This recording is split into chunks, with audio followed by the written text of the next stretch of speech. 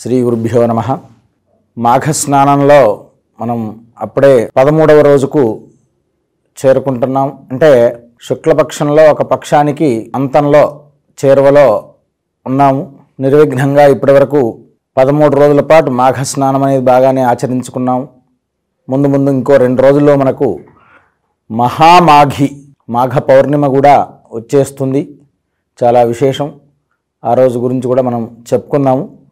అయితే దిలీప మహారాజు గారు వశిష్ఠుల వారికి మాఘ స్నాన వైశిష్ట్యాన్ని గురించి తెలియజేస్తూ ఉంటున్నప్పుడు, అయ్యా, మాఘ స్నానాల్లో చాలా విశేష పుణ్య ఫలప్రదమైనటువంటి ఫలితాలు వస్తున్నాయని ఇప్పటివరకు మనం చెప్పుకున్నాం కదా. అందులో చాలా విశేషించి మాఘమాసంలో స్నానము వల్ల శుద్ధి ఎలా అవుతుంది అని చెప్పుకున్నాం. ఈ యొక్క స్నానాదుల్లో కొన్ని విధానాలు ఉన్నాయి. వాటిని గురించి కూడా చెప్పుకుందామని చెప్పారు. ఈ మాఘ స్నానంలో విశేషించి మనం ఇంట్లో స్నానం చేయడం వల్ల దాదాపుగా వేడి నీళ్లతో స్నానం చేసినట్లయితే 9 సంవత్సరాల పాటు మాఘ స్నానం చేసినటువంటి ఫలితం వస్తుందన్నారు. బావి యందు కూర్చుని స్నానం చేయడం వల్ల 12 సంవత్సరాల పాటు మాఘ స్నానం చేసిన ఫలితం వస్తుందన్నారు. చెరువులో చేయటం వల్ల 18 సంవత్సరాల పాటు చేసిన ఫలితం వస్తుందన్నారు. అలాగే నదీ స్నానం చేయడం వల్ల దాదాపుగా 50 ఏళ్ల పాటు మాఘ స్నానం చేస్తే ఏ విధమైన ఫలితం ఉంటుందో అలాంటి ఫలితం అనేటువంటిది వస్తుందని చెప్పారు. ఇలా ఇది కాకుండా సంగమ స్నానం అంటే కొన్ని నదులు ఉపనదులు కలుస్తూ ఉంటుంటాయి. గంగా, యమున, సరస్వతి నదులు. ఇలాంటి నదుల్లో స్నానం చేయడం వల్ల సంపూర్ణ ఆయుష్మంతుడవడమే కాకుండా 9000 సంవత్సరాల పాటు మాఘ స్నానం చేస్తే ఏ విధమైన ఫలితం వస్తుందో ఆ విధమైన ఫలితం వస్తుందయ్యా అని చెప్పారు. అంటే అయ్యా ఏమిటి, కేవలంగా మానవ జన్మనే 100 సంవత్సరాలు అన్నారు, మీరు 9000 సంవత్సరాలు అన్నారు. అంటే ఈ మాఘ స్నాన ఫలితం అనేటువంటిది మరుజన్మలో ఎంతో ఉపయోగపడుతుంది. అందుగుర్చే ధర్మార్థ కామ మోక్షాదులను ఎందుకన్నారంటే, మోక్ష సంప్రాప్తి కొరకు మనం ఎప్పుడైతే మానవ జీవితంలో 3వ ఆశ్రమ స్వీకరిస్తాం, వానప్రస్థాశ్రమ స్వీకారం, గురూపదేశం పొందేసి బాధ్యతలన్నీ కూడా వదిలేసేసి ఎప్పుడైతే ఆశ్రమ స్వీకారం చేసుకొని అప్పుడు చక్కగా బాహ్య ప్రపంచంలోకి వెళ్ళిపోయేసి తాను తన ధర్మపత్ని కూర్చునేసి గురూపదేశ మంత్రాలను జపిస్తూ ప్రశాంతమైనటువంటి జీవితాన్ని ఎప్పుడైతే గడించాల్సిన సమయంలో మనం గడిస్తూ ఉంటుంటామో అదే మనకు మోక్షాన్ని తెచ్చిపెట్టేటువంటిది. కనుకనే అలా ఎంత సంప్రాప్తి వస్తుందో దాని ఫలితం అనేటువంటి మరుజన్మ కొరకే మనం చేసుకునేది.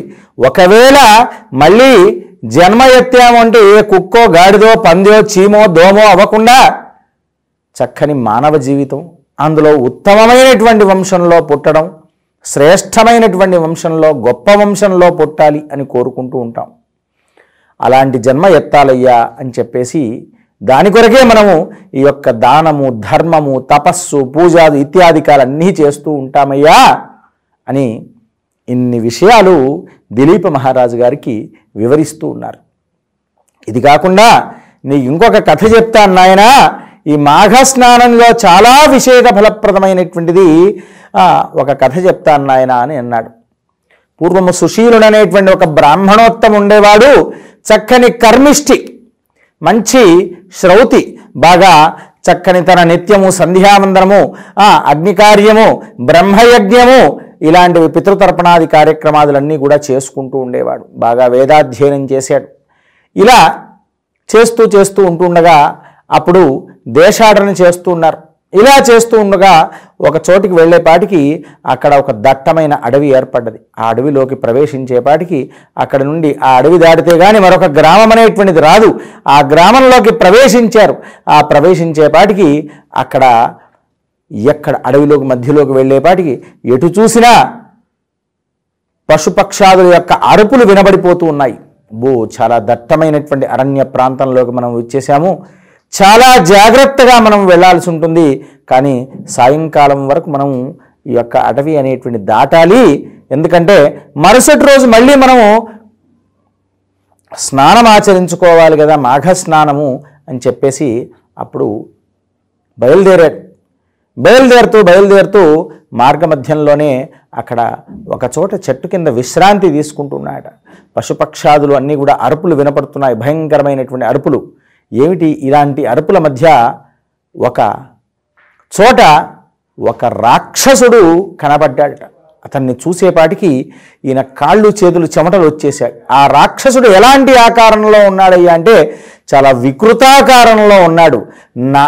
కటి వరకు నడుము వరకు చెట్లు యొక్క వేళ్ళు, ఆ చెట్టు కూడా ఎలాంటి చెట్టుగా అంటే చండ్రు కర్ర యొక్క చెట్ల యొక్క వేర్లలాగా ఇక్కడి వరకు కటి భాగం వరకు ఉంది, పై భాగమేమో రాక్షసావతారంగా ఉంది. ఇలాంటివి ఆ వికృతమైనటువంటి ఆకారము చేష్టలు చూసేపాటికి అతను చాలా భయపడిపోయాడు. ఏం చేయాలో తోచలేదు. ఒంటి నిండా చెమటలు వచ్చేస్తున్నాయి, మనం శరీరం చల్లబడిపోతుంది. కానీ మనం ఇంతవరకు వచ్చాం కాబట్టి ఇక్కడ నుండి మనం దాటాలి, మార్గం ఏదైనా ఉందా అని చెప్పేసి అటు ఇటు దిక్కులు చూస్తూనే ఏం చేశాడు, విశ్వం విష్ణుర్ వషట్కారో భూత భవ్యభవత్ ప్రభు అంటూ విష్ణు సహస్రనామం పారాయణం చేయడం మొదలుపెట్టేశాడు. ఆ తర్వాత తనకు నచ్చినటువంటి మహావిష్ణువు స్తోత్రం పఠించాడు. ఆ పిదప పురుష సూక్తాన్ని పఠించేశాడు. ఇలాంటివి తనకు వచ్చినవన్నీ కూడా, జ్ఞాపకానికి వచ్చినవన్నీ కూడా పఠించేయడం మొదలుపెట్టేశాడు. ఆ మొదలుపెట్టేటువంటి చూసేపాటికి ఆ వేదమంత్రోచ్చారణంలో ఈయన లీనమైపోయాడు.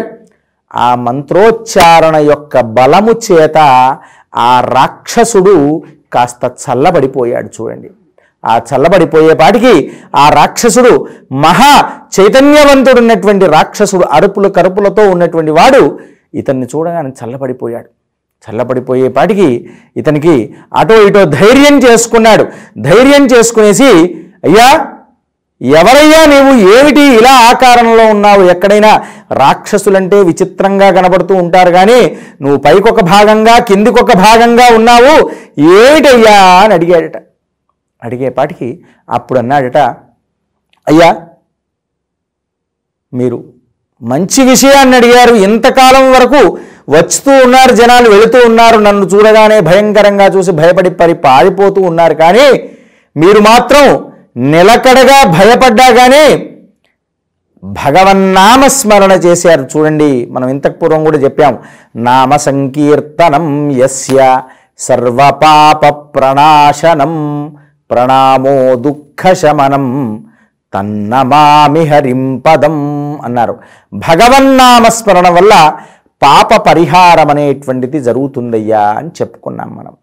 అలాంటి పాప పరిహారం అనేటువంటిది నాకు అవుతుందేమో అనిపిస్తుంది స్వామి. మీరు చూస్తున్నట్లయితే చక్కని బ్రాహ్మణోత్తముల్లాగా కనబడుతున్నారు. మీ వేదమంత్రోచ్చారణ యొక్క ప్రభావం వల్ల నాకు పూర్వజ్ఞాన పరిశీలన కలిగిందయ్యా అని చెప్పాడు. అప్పుడు చెప్పేపాటికి, చెప్పు నాయనా నీ బాధ ఏమిటి, ఇలా ఎందుకు అయ్యావు, సగం చెట్టు వేర్లలాగా ఓవైపు రాక్షసలాగా అయ్యావు, ఏమిటయ్యా కారణం అని అడిగాడు. అప్పుడు చెప్పాడు కదా, అయ్యా నేను ఒకప్పుడు ఓ గ్రామంలో గ్రామాధికారిగా పనిచేస్తూ ఉండేవాడిని. అనేక రకాలైనటువంటి పాపకర్మాదులన్నీ చేయటం వల్ల ఒక బ్రాహ్మణోత్తమునకు నేను చేసినటువంటి అపకారం వల్ల ఈ యొక్క శాపం ఏర్పడ్డది. ఈ శాపం వల్లనే నేను ఈ యొక్క పిశాచ జన్మనెత్తానయ్యా అని చెప్పాడు. దీని నుండి ఇదంతా కూడా నాకు ఇప్పటి వరకు జ్ఞాపకం రాలేదు. కేవలంగా మీ యొక్క వేదమంత్రోచ్చారణము, స్తోత్రమంత్రోచ్చారణ యొక్క ఫలితం వల్ల నాకు పూర్వజ్ఞాన పరిశీలన అనేటువంటిది కలిగింది. అంటే మీరు వేదమంత్రోచ్చారణ చేయడం వల్లనే నాకు ఈ పూర్వజ్ఞాన పరిశీలన కలిగిందంటే మీరు నా యొక్క ఈ రాక్షసావతారం నుండి నాకు విముక్తి కలిగింపజేస్తే చాలా నేను ధన్యుడినవుతాను స్వామి. ఇదొక్క ఉపకారం చేసి పెట్టండి, మీకు ఇక ఏ జన్మలోనైనా మీ యొక్క ఈ జన్మలో రుణం తీర్చుకోలేకపోయినా మరుసటి జన్మలోనైనా తీర్చుకుంటానయ్యా అన్నాడు. అనేపాటికి అప్పుడు అన్నాడు కదా, అయ్యా ఇక్కడ దగ్గరలో నది ఏమైనా ఉందా అని అడిగాడు. అయ్యో 12 యోజనాలు వెళితే కానీ నది అనేది రాదయ్యా అన్నాడు. అప్పుడేం చేశాడు, నారాయణ నారాయణ అంటూ ఇలా చెవు యందు చెయ్యి పెట్టేసుకుని గంగా నది స్నానము చేసినట్టుగానే భావించేశాడు. అయ్యా నీకు శాప నివృత్తి, ఇలా ఏదో పూర్వజన్మ శాపం వల్లనే ఇలా అయ్యావు, ఎవరైనా మీ వాళ్ళు ఉన్నారా నీ సంతతి అంటూ అని అడిగాడు. అయ్యా పూర్వం నాకు 4 కుమారులు, వాళ్ళు కూడా నా వలనే ఇలా ఈ విధమైనటువంటి జన్మనెత్తారు, ఎక్కడా నేను దానము ధర్మము ఏదీ చెయ్యలేదయ్యా, ఈ విధమైన కారణం వల్లే నాకు ఇలా సంభవించిందేమో అని అంటూ ఉన్నాడు. ఒక్క పుణ్యకర్మ కూడా చేయలేదు, పైగా చేసినటువంటిదంతా పాపకర్మనే అన్నాడు. సరే పోనీ వాళ్ళ వంశీకులు ఎవరైనా ఉన్నారా అని అడిగాడు. అంటే అప్పుడు అన్నాడు కదా, అయ్యా ఉన్నాడయ్యా, ఇక్కడలో మీకు తూర్పు దిక్కున వెళుతూ ఉంటే దాదాపుగా ఒక 6 యోజనాల తర్వాత ఆ వంశం వాడు ఒక వ్యక్తి ఉన్నాడు. అతను ప్రస్తుతానికి ఒక గ్రామాధికారిగా మధురశ్రీపురం అనేటువంటిది, ఆ మధురశ్రీపురంలో గ్రామాధికారిగా పనిచేస్తున్నాడయ్యా అని చెప్పాడు. సరే ఏదైనా కానివ్వండి, నీకు అతని వల్ల శాప నివృత్తి, నీ వంశీకుల వల్ల శాప నివృత్తి కలగజేద్దాము.